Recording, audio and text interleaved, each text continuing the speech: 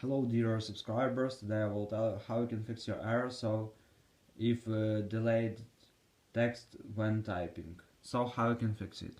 So for fixing it you just need to try first thing, just go to the settings, just open general here, and in the general you need to find shutdown, just slide to power off, wait a few seconds and just power on your phone again.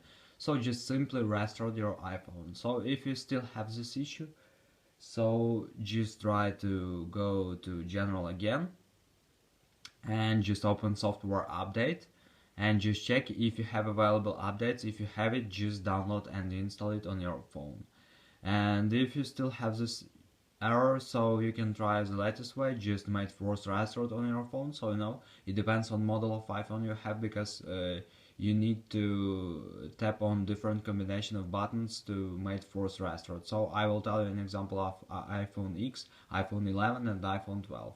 So just tap plus volume button, low volume button, and just keep and hold power button.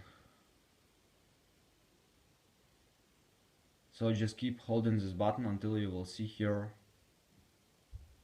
black screen. So just if you see here Apple logo, it means that you successfully made forced restart.